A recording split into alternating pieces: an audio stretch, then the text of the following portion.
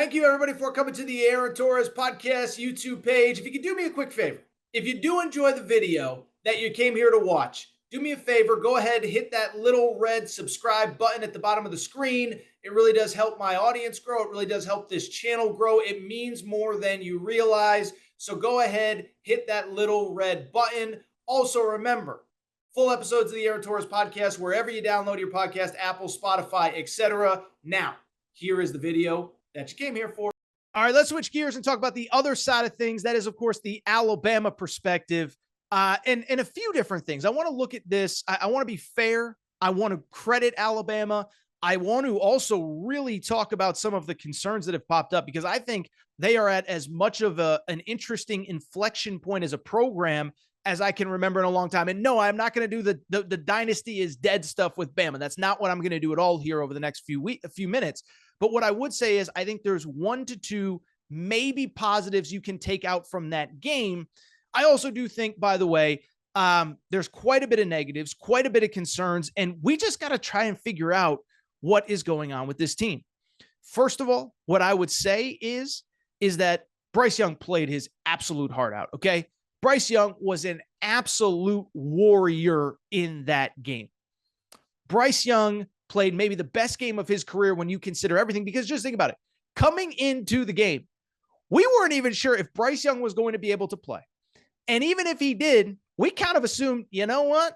Even if he plays, he ain't going to be at 100%. He's going to be limited. It's going to be on Jahmyr Gibbs. It's going to be on the defense. I know Bryce Young was not only 100%, he was otherworldly. So credit to Bryce Young. And when I look at the Alabama game, listen, I know Alabama fans want to blame the refs and everything like that. We're not going to do that here. But what I will say is, instead of blaming the refs, let's look at Alabama realistically. Let's think about all the things that went wrong and the fact that they still had a chance to win late. This was a team that fell down 21-0. This is a team that gave up 21 first quarter points. Or they didn't fall down 21-0, but they gave up 21 first quarter points. This was a team that gave up 28 first half points. This is a team that had a weird situation on special teams that led to a Tennessee score. This is a team that had terrible play calling down the stretch from Bill O'Brien, which we're going to talk about in a minute, and still had a chance to kick a field goal to take the lead with under a minute to go. So you think about all those things, and you think about the fact that despite all that, you lose on a walk-off last-second field goal. I think that's the important part to remember about Alabama right now. The season's not over. You lost to Texas A&M last October, still won an SEC West title, still won an SEC championship, still went to the playoff, still played for a national championship. So I don't believe the dynasty is dead. I don't believe it's crumbling. I don't believe Nick Saban's lost his fastball. But what I will say, I don't think is indisputable. I think the mystique around this particular group of Alabama players and coaches is gone. I don't think they're feared, and there's just something that doesn't appear to be clicking. Because it'd be one thing if you lose to a top 10 Tennessee team on the road. That happens in college football every week. Good teams beat other good teams, especially when they're playing at home. But this is really a 2-year sample size that something is just not quite right with Alabama. They're not terrible. The program isn't falling apart. But think about everything that we've talked about on this show over the last 2 years. 2 losses, even on the road, as heavy favorites. Tennessee on Saturday, Texas A&M last year.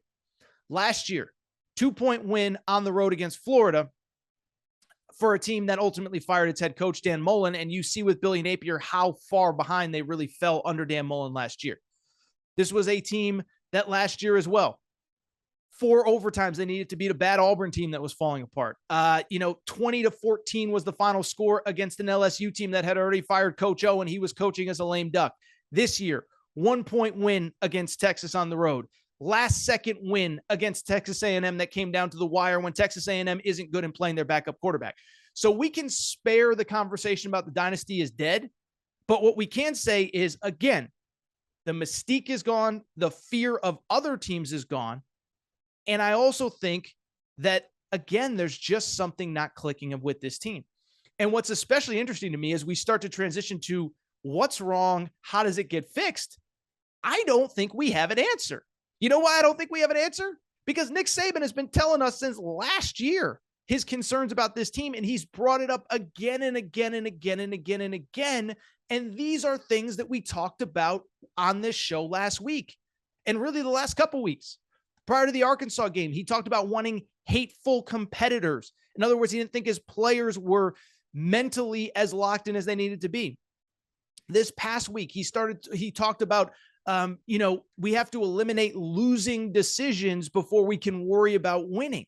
And so when I look at this team, how do we fix what's wrong? I don't think we know, because the greatest coach in the history of college football can't figure it out. But what I will say is I do think there are three things that are very clearly going on to me in terms of why this Alabama, just something's not right. Again, not saying the season can't be salvaged, but something is not right with this team. One, it's just a complete lack of on the field discipline. Now, what I'm going to say is not a reflection on the 85 guys in the locker room, who they are as people, but on the field, this is the most undisciplined Alabama team that I can ever remember under Nick Saban. And by the way, that's not just my opinion, it's facts. I told you coming in on Friday, I said why I liked Alabama to win, or why I like Tennessee to win, 117th in turnover margin, Alabama, 118th in penalties. And while the turnover stuff was okay on Saturday, they did have the muff punt. That's not very Alabama-like, where they're just completely lost on special teams. But then the penalties. This isn't listen to these stats. Alabama finished the game with 17 penalties. 17 penalties against Tennessee. So for the Alabama fans that want to blame the refs, how about you start by blaming 17 penalties for 130 yards? You gave Tennessee 130 extra yards in this game. That is not what you want to do against the best offense in college football, okay? And it'd be one thing if it was one game, one Saturday, one loud crowd. Alabama had 15 penalties against Texas, which was a Saban high. In other words, the most penalties they've ever had under Nick Saban. They get 17 on Saturday, and they have 10 against Arkansas. So I'm not great at math, but that's 25. 10 plus 15 is 25, plus another 17 is 42 penalties in 3 road games this year. I don't care if you're coached by Nick Saban, Lane Kiffin, pick the worst coach you think in college football. Who's the worst coach that you can imagine? Doesn't matter who you're coached by. If you have 42 penalties in 3 road games, you're not going to win. That's not very well coached. And I do wonder, by the way, if part of this is on the coaching staff. Now, I'm going to give Nick Saban a pass because he's been doing it for 40 plus years. But when I look, and he's been doing it at a really high level for 40 plus years, and I think that's important. But when I look at this team, something does stand out. I think last year when we tried to figure out, okay, is Alabama, is something not quite right with this team, whatever.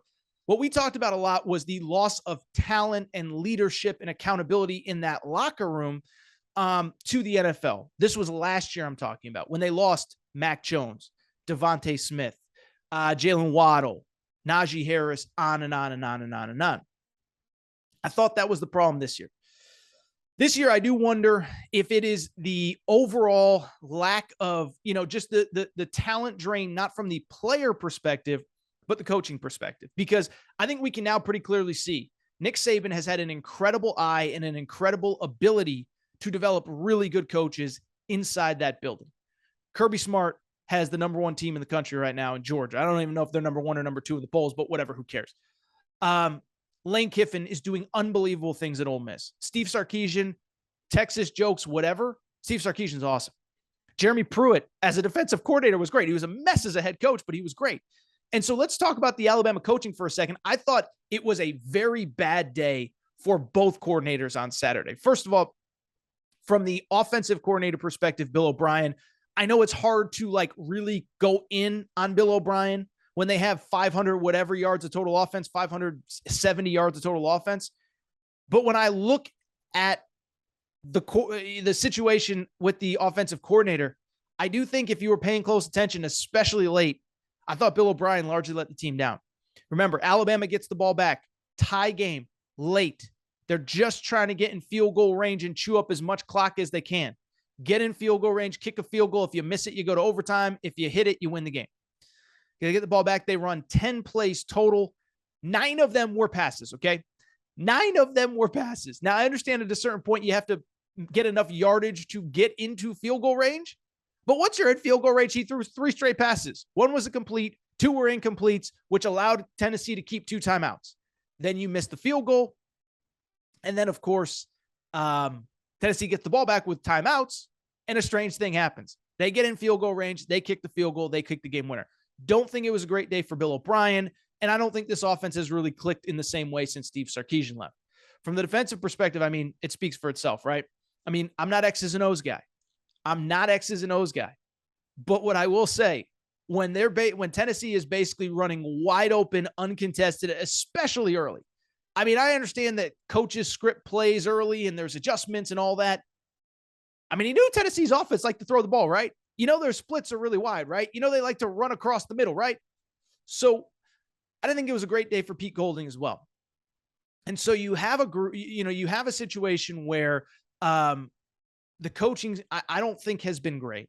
And finally, what I would say is, again, I do think there's some disconnect between the players and the coaches and Nick Saban in that locker room. I'm not there every day. I don't know it. And like I said, two things. One, I'm not saying any individual person in that locker room is a bad person. Not the head coach, not the coordinators, not the position coaches, not the GAs, not the staff, not the players. But there's a clear disconnect, right? Nick Saban is the greatest ever to do this. And he's been doing it for at a high level for about 40 years now. And the fact that this is the team that on the field is the most undisciplined, the most penalized, doesn't force turnovers, and they're just not getting the message. It doesn't mean the kids are bad kids, but there is some kind of disconnect with this team. Now, what I would wrap by saying, I do think there's the one big positive for Alabama is what we already talked about, is the season's still ahead. The season is still ahead, and everything that you need, everything that you want to control, you control. You control your SEC West destiny. You control your path to the SEC title game, to the playoff, and once you get there to win. And the other thing is the talent's there, right? 3 straight top 2 recruiting classes. Their 2021 class before Texas A&M last year was the highest rated recruiting class ever. And there's talent in that locker room. Look at an NFL draft board. Look at recruiting rankings. The talent is there. The schedule is there. The opportunity is there. And like I said, you didn't lose to Texas A&M in October late last year and still rallied to reach all of your goals short of winning a national championship. But I will say this was an Alabama team that coming in, I think we all thought had a chance to be an all-time great type team. Right now, it's not it, and it's not even close.